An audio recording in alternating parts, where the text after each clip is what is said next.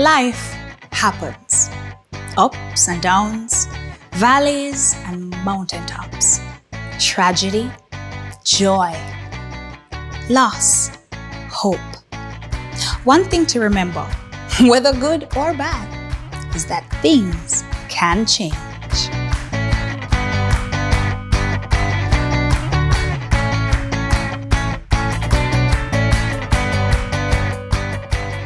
The lesson they don't teach us in school, but easily one of the most important lessons in life, is what to do with $1. And that becomes clear when we have our first emergency and we don't have the money to cover it. Welcome, Nneka. Thank you. Welcome, Shamar. Thank you. So this one is a little close to home. But before we dig deep into that part, I know what matters most to me. She's about 65 pounds of sheer energy. And believe you me, everything I do is for her. So let's start right at that point. Nneka, what is most important to you? I would definitely say my family. My parents, they've been there with me from day one. They've provided for me, especially my mom. Sacrifice after sacrifice. She always made me feel special, loved. Right? My little brother as well. I was around 12 when he came into my life. Oh. Right? And I basically had the opportunity of raising him like he was my own. Security is also very important to me. Being able to provide not just for myself, but for the people that I love. And I think that's why I'm so passionate about what I do, because I'm able to help others to do the same. Provide for themselves and their family, and find financial security. Snaps, girl, snaps. What is most important to you, Shamar? Most important to me, simple. It's anybody that know me know. My mother, 2 brothers, 2 sisters, and now my wife. But those are the only things that, if I go to bed tonight and I dream that something happened to anybody there, so those are the dreams that I wake up and cry. You understand? Or if I dream that I end up back in the situation that that I was coming from, then I wake up and cry. So it matters to me that I'm where I'm at today, and I still have a far way to go. Yes, I like that. All right, you can get some snaps too. All right, Jamaican people don't like talk about money. As a culture, we just don't like it. Because if you go to dinner table, you talk about money, are bad manners. If you go around the corner, you talk about money, nobody wants to hear that. We're like, oh, come on, we don't talk about money. My money is my money. It's safe, it lock away. Why is it that it's important for us to share these stories so that people know how to deal with money? Nneka? Personal finance we don't learn in school. Talk to me. Right? So because we don't learn that in school, you have a lot of people making mistakes throughout their life that if someone had just sit them down and just explained some basic rules to them, it would have saved them a lot of time, stress, money, right? Come across that. How I see it though is once you start earning an income, it doesn't matter how much you earn. It could be $50,000 a month. It could be $1 million a month. You need to understand how you need to be mindful of how you're managing your money, how well you have your money working for you, and how well you're protecting your money, right? How do you manage your money? The best way to do that is through budgeting. Budgeting and having a financial plan, right? Do you want me to go into... Girl, let me tell you, okay, confession. Can you imagine how much people are going to look for me funny after this? Before this year, this present time and very recently, I had never actually put together a full and proper budget. And it come back to bite me. Believe me, it's come back to bite me. Not that I don't know how much rent is or how much this is or how much that is. I do that. I know that. But because my salary comes from here, there, and there, what I do is you get this money, you pay that. You get this money, you pay that. You get this money, you pay that. And all the bills are paid and everybody's okay. But budget, I mean, why? And I can pay that kind of money. You know, so that's the first thing. And it comes back to bite you. To bite you, exactly. So budgeting basically helps you to understand how much money are you earning and where is it going? Right. How much you're spending. And it also helps you to understand what you're spending on unnecessarily, meaning things that not really necessary to you, right? Because you pencil it out and you write it down. It helps you to understand how much you can actually save and invest. Are you living above your means, below your means, within your means? Do you need to adjust? And finally, it helps you to understand your goals for the future if it's realistic. Yeah. Right? So there's a framework that we usually use where we recommend people, you set aside 50% towards your needs, 30% towards your wants, 20% towards your savings and investment. It's like a pie chart. It's like a pie chart. However, it really depends on you and your situation and the goals that you have. Nneka, you are a wealth of information. All of the budgeting stories, all of the financial planning stories, but we do have another financial advisor with us. Have you ever been in a situation or come across a situation where not budgeting has really affected somebody negatively? Yes, yes, I have. Personally, and I shared after finally getting into university, right? You got to university most of us by having a loan, student's loan. Left university with the student's loan over my head. God blessed me though. So right out of university, I really got a job. It was my first income when I come out of university. What did I start doing? Did I start paying back student's loan? No. Did I start actually putting on proper savings? No. Did I have a goal in mind that what I really wanted to achieve? Yes. Oh. Big lofty goals, right? But based on, as Nneka was saying, did my saving or did my financial planning line up with the goal that I wanted to do? No. Because I remember a couple of months after working and I was excited to get to the 6-month period where I can go to the bank now and say, see me, I work at a place for 6 months. I'm off a probation, means I can get a loan to buy the car. Yeah. You understand? That was the first thing, car. First thing on your mind, because it's almost as if you're trying to keep up with the Joneses, so to speak. Your friend them leave university, you want to make sure they look successful more than actually being successful. Remember, I still have student loan on my back. I don't start pay that. Now, get the car. At the time, I was earning about $85,000 per month. Ka-ching! Car payment, you wiggle around and all kind of something. Car payment came up to, it was $49,573.50. Right? Roughly 50 grand. More than half. That is more than half. Nneka, I'm like, what? That is more than half. Way more than. But them time I live and doing the park and my rent at the time was 15,000. So I say, alright, I can buy the car, I can pay for the car, I can pay my rent. Right? I think about the JPS, I think about nothing. You never plan for it? Because I said to myself, it will come. These things will come. You plan and you hope and you say, Father God, and you pray and you just hope. But no proper planning. No. I want to tell us, bitter days started to follow. Bitter, not better.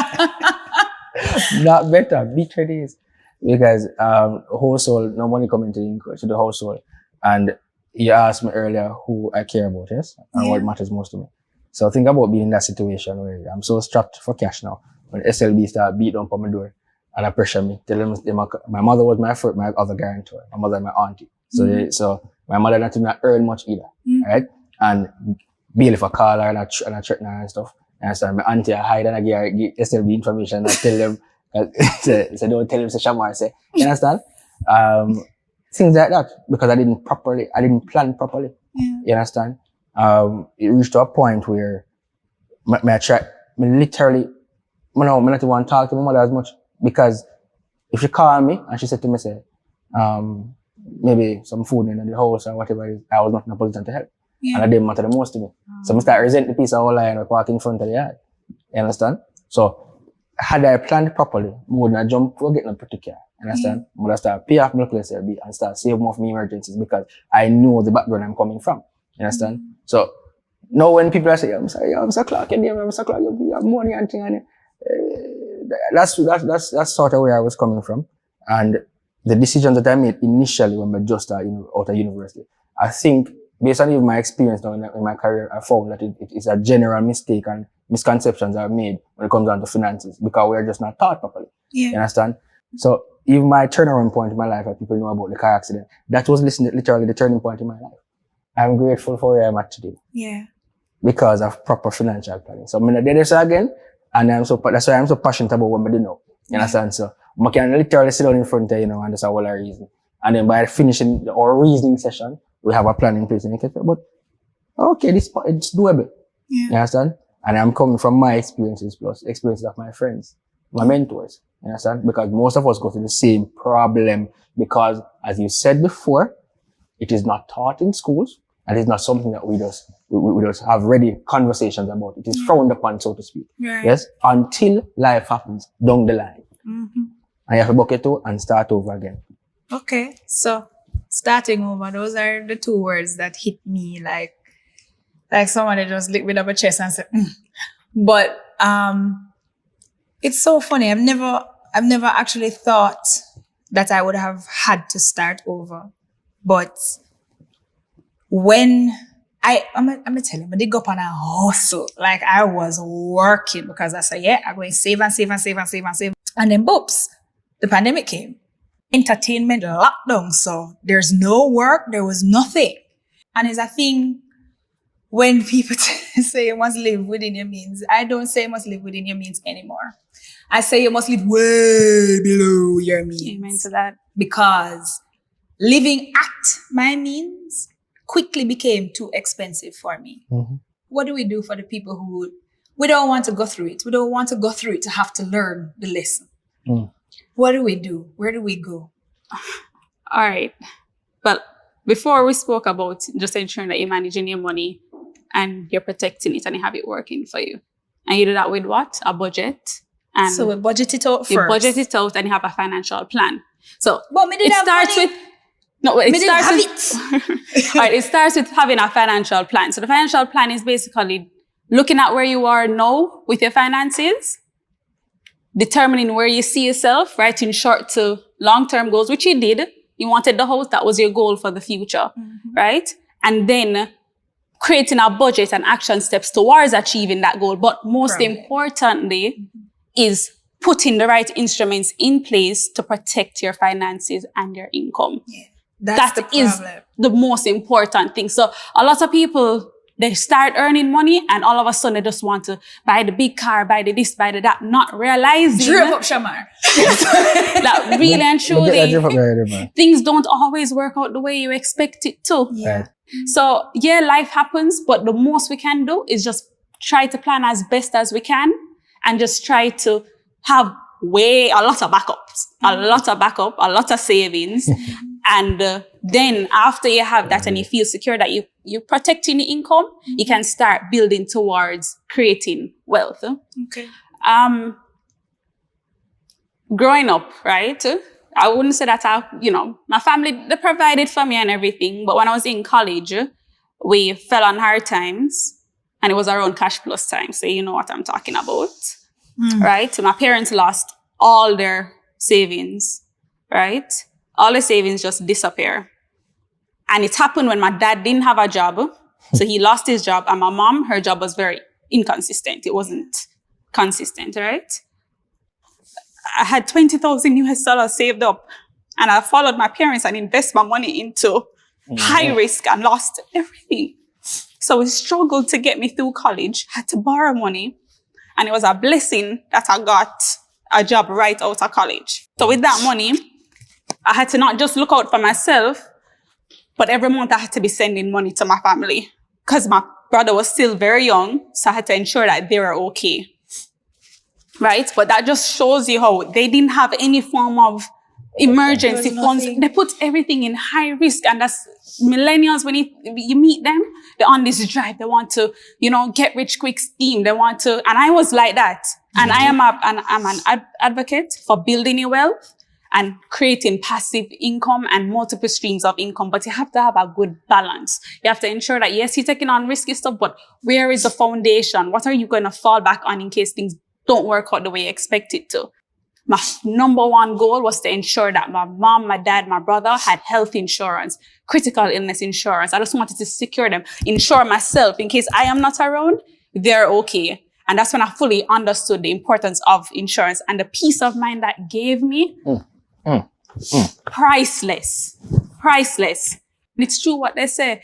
Every entrepreneur, you fail several times before you succeed. So while you're trying to get to that success, please do, I beg you, ensure you have some sort of security, emergency fund, and ensure that you're protecting the income with insurance. Yeah.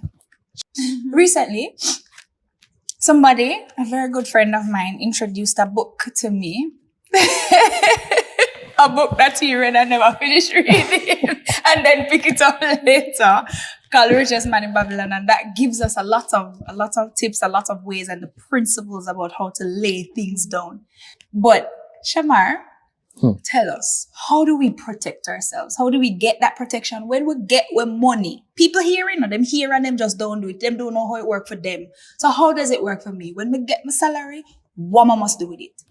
All right, so I'm gonna stress on the fact that everybody that's listening needs to either go listen to the book, if I even to read the summary, or buy the book. It's a very easy, it's a very, very, very, very easy read, and that book has saved me countless amount of times. Every single client that I have, I recommended that book to, because we know what it do for me. Right. You understand? When you start reading the book, it tells you the first thing: 1/10 of all you earn is yours to keep. So the first thing I do with my salary when I get it, money. Is take out some. Take out some of the money and save it. Pay yourself first. And remember, there's a difference between saving and investing. Good? But you have to save before you can invest. So sit with somebody that is reputable and understands and knows money, so they can actually speak to you about your actual goals that you want to achieve. And that is also one of the principles within the book. Right? So save your money first. It tells you, in the book it says, ensure a future income. At some point in time, if we live, we're going to get old. And if you're going to get old, what you need for them? Put aside some money. Have something to help you out when you get older. Good, sir. Because at some point in time, when the temple starts to break down, you're going to want to ensure that you live, and you don't want to become a burden on your children or anybody else. Good? So we need to structure within our budget. So you're going to realize that everything comes right back to the budget. So we're champions for it as advisors because we understand the benefits of it. And most of us as advisors, we have our own personalized stories. That when we're telling you, we're not telling persons just so they can buy a policy, right? We're telling persons because we've lived the story, right? We've been in the positions. They cannot come here to come and cry because she wants to cry. But every time we touch on the personal stories, it reaches that point where we want to share the information with you so much. We're so passionate about sharing the information because we want you to act. Because we don't want you to get into that position. Sit down with somebody that knows about money. And she's not on her own. Me lose money in a cash plus too. Oh God, see there. The average man you walk up and down, they can. The amount of people that I have on my portfolio that tell me them losses in a cash plus and similar schemes. You understand? After you've put down the money for a period of time and you're saving up this money no, it doesn't need to be sitting down unless it's an emergency fund. It needs to be working. But how do you want it to work? Smart. Right? Smart. The money needs to be earned and a carry back some returns because that's what investment is, you know. Investment is using your savings, the money, because every capital comes from savings. Full stop. Every business where you see, it comes from some form of savings. Full stop. So you have to start there, right? So once you start and you build it up, when you're investing, you're using your savings, you're buying an asset with the hope that the asset is going to give you back what your principal plus a return on it. That is the total difference between saving and investment. But you can't invest and then, you never save. When it says ensure future income, each of us that are sitting here today and the people who are listening today, I'm sure that when the question is asked, right, who matters most to you or what matters to you, you're not going to say the car or the house alone. You're going to talk about your family members. So why don't you want to ensure that when you plan your goals for these people, why don't you want to ensure that these persons are able to survive in the event that something should happen to you? Ensure your income. You know, like a dancing something where you sit on TV when the people are dancing with the casket. If me go now, mom is supposed to bury me with a little smile for her face. It's easier to bury me now. You understand? Because I've insured her future. So if me gone now, my brothers, my mother, my wife, them govern, them taken care of. Because me make sure so that did it. If me live long enough for them, I'm going to be taken care of. Because I'm following the principles that are in the book. Utilizing the structures that exist within in our environment now, because Sagicor has excellent plans for almost every era. Your emergency fund will know where to put the money. Your pension will know where to put it. You don't have to be working with a government institution or a formal institution to be putting aside money for pensions. There's something for everybody. Something Especially there for everybody. Like me who thinks because I don't have a regular 9 to 5 or with a big company that I can't do it. I know now that there is a way. And as much as we want to tell people our stories, right? I think what I love about I can't even say not just your stories anymore. I can say it. What I love about our stories is that we come out on the other side better. Yeah, man. Yeah, there's hope. There's hope. When and life we'll learn a happens, lot there's of hope. lessons as well. Yeah. We'll learn a lot, and then we can help people, because that's what I do now. I'm able to help people to not make the same mistakes. Yeah. Fantastic. It's a blessing, man. It's a blessing. You. And you guys are blessings. Trust me. Believe me. When life happens, there's hope, and the hope lies right here. Thank you so much, guys. We love when I say, Lord of mercy. Are you covered? If you would like someone to reach out to you to help you protect what matters to you most, visit Sagicor.com/life happens. Thank you so much for joining us, and we will see you on the next episode of Life Happens. Until then, cover yourself. Smack.